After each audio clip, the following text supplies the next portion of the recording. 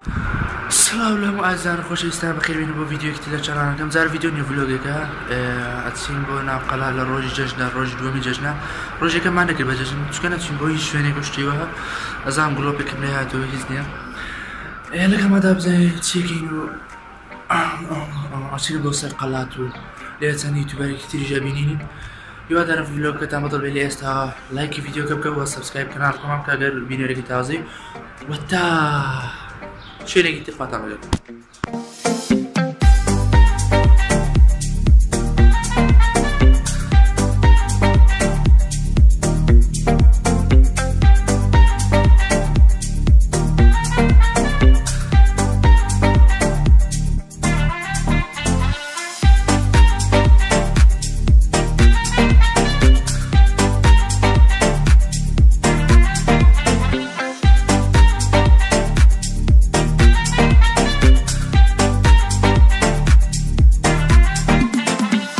بەڵێ گەیشتینە سەر قەڵات و هیتر بزانین چیەکەین لەگەڵمان دابن کاکە ڤلۆگەکە ئەوە لەگەڵ هاوبراکەم براکەشمە لەگەڵ هاوڕێکەشم لێوێ پێکەوە لێوێ دەرین جارێ خواتان لەگەڵ هاوڕێیان سەر قەڵاتینە ئەسیز شوێنی سێبەرەکەیەوە هەرەوەن دا لەگەڵمان دەن. ئەلۆ عەزیزان لەسەر قەڵاتینە وەرە دەرکە وەرە وەردانیشە هاتنە سەر قەڵاتەوە چاوەڕێی چەند یوتیوبەرێکی تر دەکەین دەیان گۆدێنەوە چەند کەسێکی خۆشەویستمان دیتەوە یەک لەوانە بەساقە و ئازیز گیانش لێرێ و عشقڵ و ئازیز پێکەوە تەرتیبێکەکەین و لێرە تەقێنینەوە. مازی گیانە ئازی گیان ئازیزگیان بەساقە و چی تێیە؟ ریاکشن زۆر مەکە. چی تێیە تو؟ ریاکشن زۆر بکە بژی ئەوەش فانێکی عەکسم دڵی هەموویان دەیانوتان بژین جار لەگەڵمان دابن. ساتی خۆمان فرەدینە خۆمان فرەدین خۆمان فرەدین گرم سڵ پشقلی خۆمان دەگوش هیچ نەبوو نزم بوو سەکو بێمەوە سەری وەڵا نازانم وەڵا سەکو بێمەوە سەری هاوتە لەو لای کاکە زۆر گێرمە زۆر بەخوای زۆر گێرمە ئەم ڤلۆگیشانە گوتێ ئەمە مەنزەرێکی تایبەت لێرە هەیە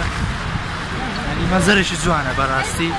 ئەگەر هەر کەسێک بێتە هەولێر نێتەوە شوێنە ڕسم بگرێت سەخۆمە لە هەولێرم هیچ بەسەر کەسێکی تر بێت بۆ هەولێر داگیتمە لێرە ڕسم دەگریانی هەولێر بە قەڵا و ئەو شوێنە و بازارێک و بە ئیسکان بەناوبانگە ئەم یەک کەسێک گەشتیار بیار دێت لێ ڕسم دەگرێت تا لێرە گەشتیار و خەرج دەرەوە شاد یعنی بەڕاستی شوێنێکی خۆش بەس تۆزی گێرمارەوەندەیە زار لەگەڵماندا بزانی چی دەکەین تا شوێنێکی تر خواتان بدەین.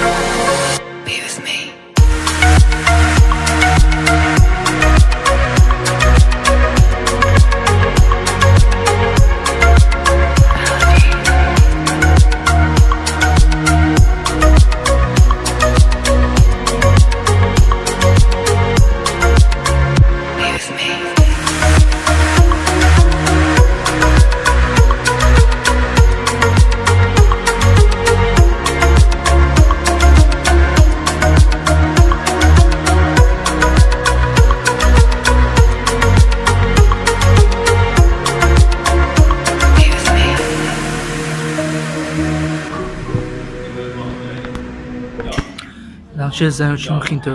اما انگلیزی که دخینی The horse stalks تا از آن خون تقلیدم کرده بس قینه ارجون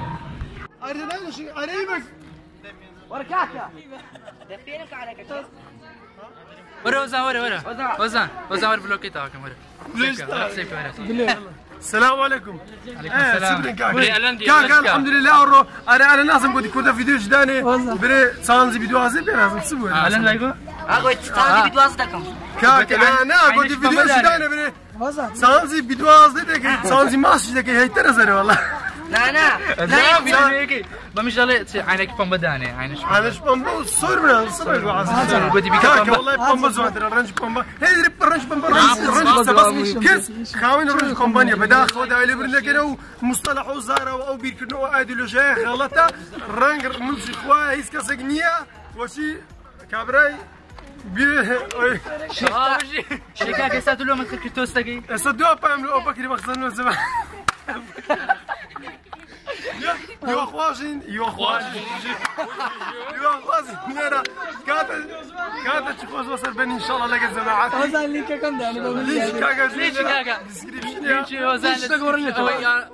ارجوني جل ديسكريبشن الله ادري صفا كاكا امن امتان ناس كاكا ما بس خوش حال بين ان شاء الله استكانت تخوز وصل بينه يلا بابا والسلام عليكم ورحمه الله وبركاته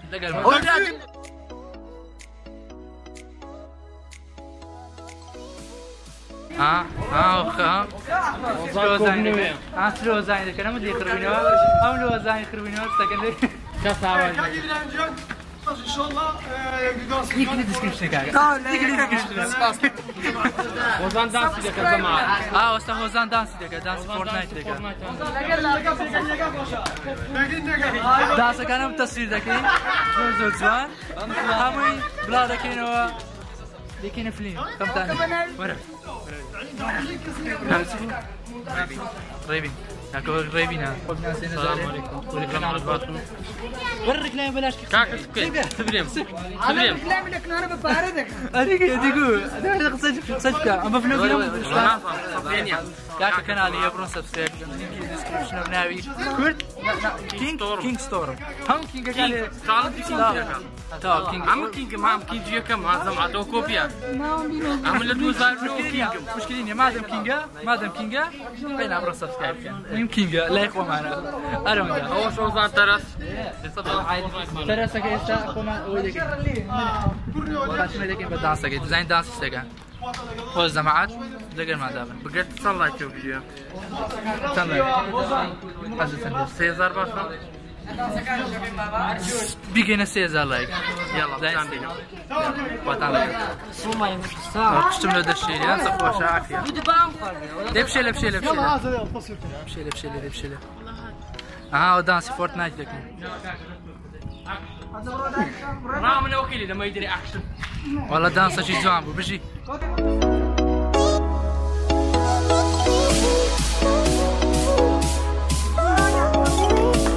يلا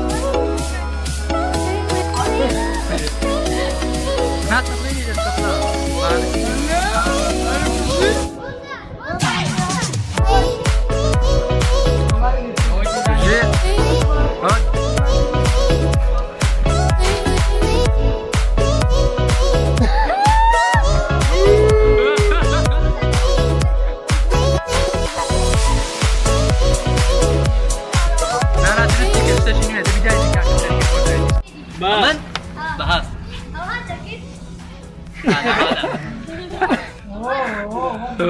السبي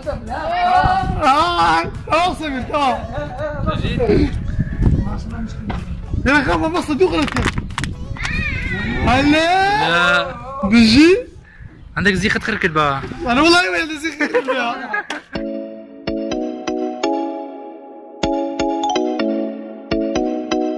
انا بس دي ماسونيا ماسونيا هذه لوريس من تاجل ان شاء الله ماسونيا براسي بس يوم صمت الدنيا داجيك يا براسي لا انا ماسونيا ماسيا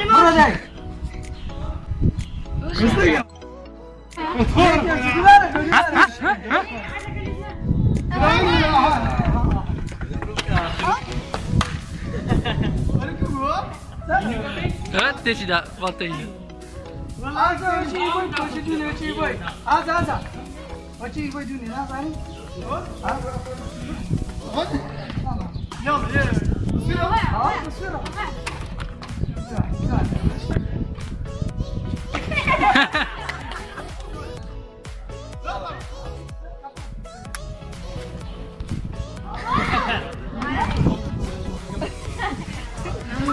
كاكا كلاف كلاف ماري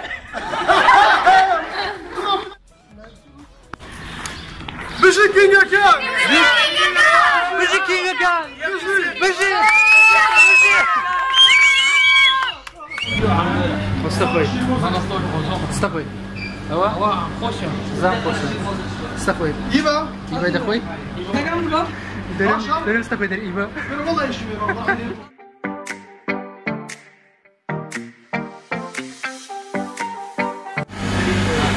شو كم؟ شرمنا وانا كذا يعني شهر مزارج نام ساعات كم بحاول وزن لاتسي ساعات كم بحاول وزن وزن ويا وزن وزن وزن وزن ويا ساعتك كده ساعات بحاول انا والله ساعات ما يسوق من زادوا لي نقبل ولا بس ساعات كده هو هذه براوند تمام بقصتي براي بقصتي ساكو بينا خوش بدنا بدير لا فيديوك على اساس مونتاج نعم صارت مبينيا ما بس شربت في الدورات لا سي لا فيديوك على اساس مونتاج كان عارف فيديوك اللي دبرم كم دبري سطا بيسبيزي فيتامين بي 12 كده يقولوا لا شربت موزيا شربت موز بس بفرق هي موزة بس تخيل بينا شيرموز شيرموز ما لا عليك باش شيرموز باشا عايبين يا رجال ما زمعت هاتني كتاب لو لقال او كاكي او ريبينو كاكو وزانو ارجونو بهستو سورا سورا حبا يوا دار بلوكتان بدل بيتن و اريد سن لايك كان اصلا بقى حد فيديو كان لايك كاكا بابا شو بينزل سبسكرايب بينزل 3000 لايك دي ما بقعد بنزي كاكا لا 3000 لايك ان شاء الله بارتي دو ان شاء الله ان شاء الله لقد ان شاء الله كنالي ارجون سبسكرايب كنالي وش كنالي هو زين ديسكريبشن سبسكرايب يعني دستكات خوش زوز يا فخير اي بيني دي تابلوك كتير خواتان لك بشي كينجا كان بيجي كينجا كان بيجي